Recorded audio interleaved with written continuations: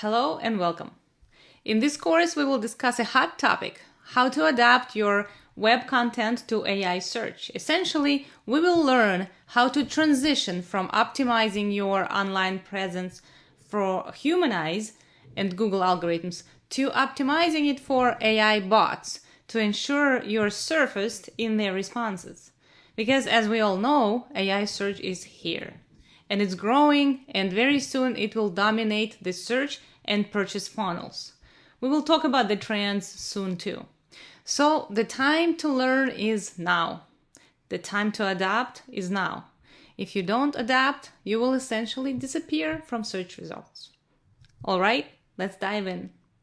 In the lessons ahead, we'll break down how AI search platforms actually work, how customers are already using them, and the exact strategies you can start implementing today to stay both visible and purchasable in this new ecosystem. Chapter 1 is to establish some basic foundations, how AI search is conducted today on different platforms and how it looks in terms of where this is all headed. In Chapter 2, we will talk about the huge difference between search and actual transaction, and also discuss how to measure AI traffic coming to your website. Chapter 3 will dive into how AI search differs from traditional SEO and review those prioritization parameters that are critical to optimizing your content for AI platforms. And Chapter 4 is all about action, action, action, because your AI presence is not going to optimize itself. It needs your help. Chapter 5 will essentially help you understand where to start and how to structure those efforts in your organization. Let's do it. Chapter 1, the foundation. The focus here is on generative engine optimization, GEO, or you might also hear it called AEO, answer engine optimization, or even AIO, AI optimization. We haven't really come up with a standard name for it yet, but whatever you call it, the idea is the same. Making sure your brand shows up, gets cited, and actually gets booked in an AI-driven world. Why is this such a big deal, you ask? Well, because AI isn't just summarizing the internet anymore. It's completely reshaping how customers discover and purchase products. Instead of giving people a list of links, AI uses something called Retrieval Augmented Generation, or RAG for short. That means AI does the searching, sifts through the info, and delivers one trusted answer with perhaps a few alternatives. And if your brand isn't in that answer, well, for that customer, you basically don't exist. As you know, things in the AI world change faster than your girlfriend's mood, and as you'll learn in a bit, all AI platforms have a slightly different approach to prioritizing response results. However, the good news is this: there are some fundamental things that can be derived from that logic. It's not really rocket science either. They're really just common sense practices that aren't likely to do 180 anytime soon. So you can go ahead and start implementing them today. No PhD required, I promise.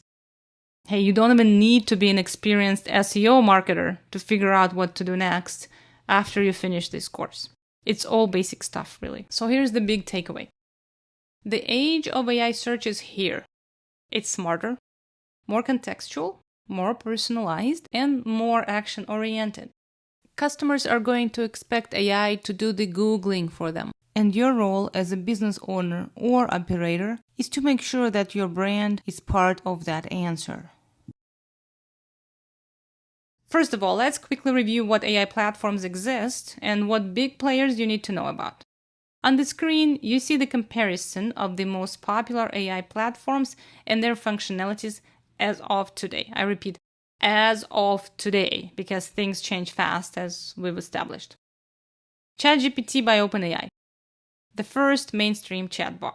I personally use it the most. It can do many things, and in the agent mode, it now browsers the web and can even make a purchase on your behalf. We'll review that in more details later. Claude by Anthropic, known for safety and a huge context window. It can connect to the web and is used widely as a trusted AI assistant. X is Grok, still in the awkward teenage phase, but designed for real-time answers using X, formerly Twitter data. Google Gemini. This one lives right inside Google search, so you can't avoid it even if you tried. Perplexity AI, an interesting animal. We'll review it in more detail later. A hybrid of search plus AI chatbot, giving concise answers with citations, popular among users who want both clarity and trust. There is also Microsoft Copilot, built into Bing and Windows. Meta's Llama, open source models powering assistants across Facebook, WhatsApp, Instagram, and beyond. And DeepSeek, a rising player from China, laser focused on cost-efficient AI search. On the screen here, you can see a few more functionalities down here in the table. But again, this changes fast. And as I mentioned, ChatGPT is probably the most universal tool at this moment. So that is the reason why I prefer ChatGPT. Together, these platforms are reshaping how customers search and complete a purchase. Users today are no longer just typing keywords into Google. They are increasingly turning to AI assistants to plan, compare, and purchase products and services. So instead of typing best running shoes 2025 reviews and then doom scrolling through 27 tabs of options, customers can now ask, I'm training for my first half marathon. I need affordable running shoes with good support for flat feet. What's the best option under $120? That's the new reality of search. And for every single business today, the critical question is this. How do you make sure your brand is part of that AI answer? Well, by the end of lecture 4, you'll know how. Not really rocket science, I promise you. What we're seeing is that user needs and expectations have significantly evolved. They are more personalized. Your AI assistant already knows more about you than you want to admit, and you provide even more context in the query. They're more timely. It's like everyone has ADHD symptoms. We can't plan ahead that much anymore. We need things right now because we just remembered that today's Friday and we want to leave town for the weekend and we didn't think of it when it was Thursday. And they're more complex too. We're starting to trust our AI assistants to do the actual thinking for us. And they deserve that trust, I have to admit. Arguably, they're better project managers than most of us. Here's the basic flow of AI Googling the answer for you. First, it's going to make an attempt to understand what you actually want from it. Unlike with traditional Google search, you no longer really need to be super specific. For example, you don't have to say, what is the weather today? You can say, how does it feel like outside? Or, do I need an umbrella? Those things, AI things, are becoming smarter and smarter in interpreting user intent.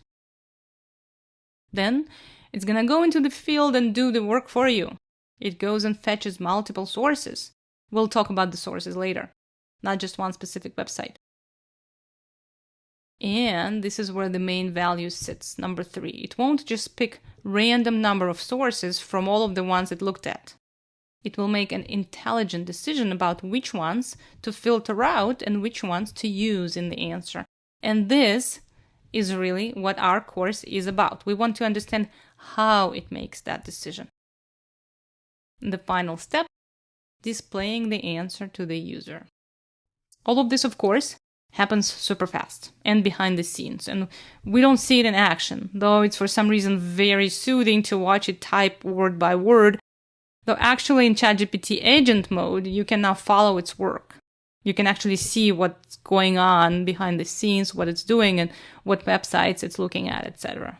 So let's see how different platforms currently handle search. We will test ChatGPT regular mode, free version, and Perplexity free version.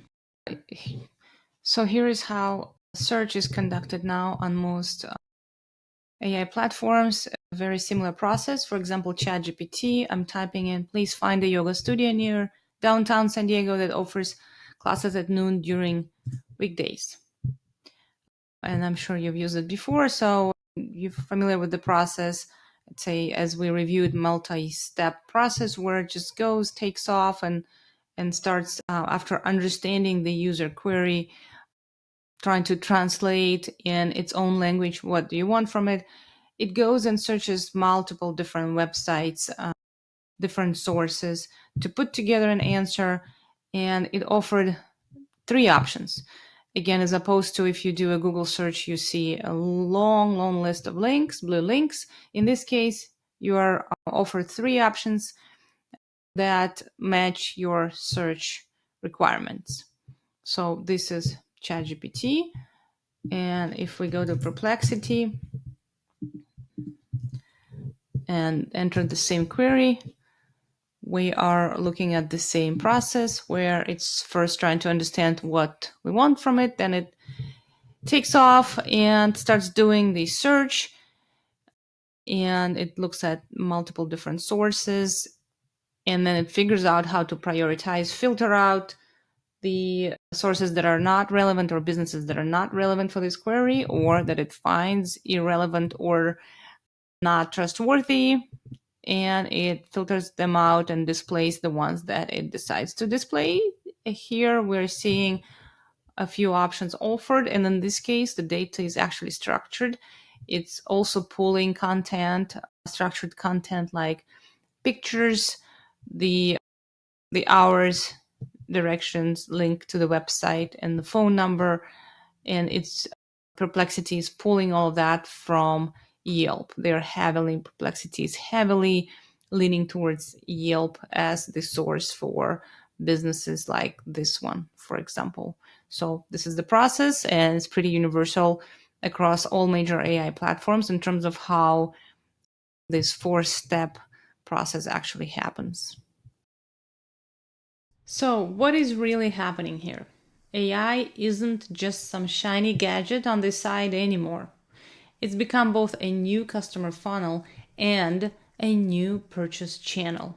Now, you might have heard the doomsayers whispering, AI is going to make websites obsolete.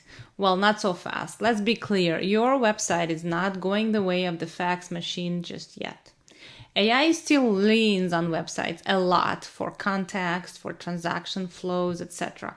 So no, your site is not disappearing, but it is evolving, or it has to. Websites that offer products or services for purchase can't just be dressed up for human eyeballs or designed to please Google's SEO bots anymore. They now need to speak AI fluently. In short, AI search is rewriting the rules of online visibility. Based on the study of 3,000 websites conducted by Ahrefs in February 2025, 63% of sites receive AI traffic overall. So not everyone, but still a big portion. 98% of all AI traffic is sent by 3 chatbots. ChatGPT leading the pack, that accounts for 50% of all AI traffic.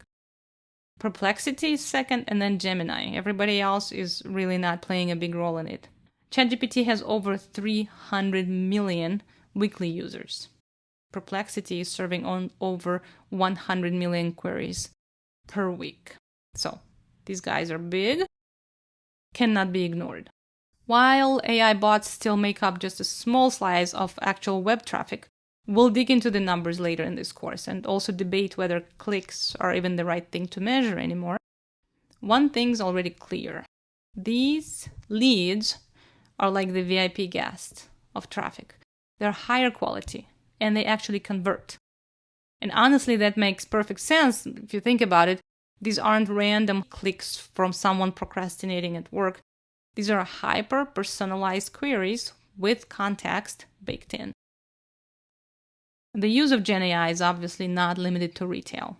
Traffic to US travel, leisure, and hospitality sites from Gen AI sources increased by 1,700% in February 2025 compared to July 2024. According to Accenture's survey of 18,000 consumers across 14 countries, 80% of travelers are using AI tools for travel purposes.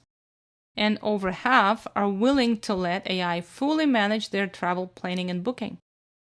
This marks a significant shift toward AI eventually becoming the primary channel for travel planning.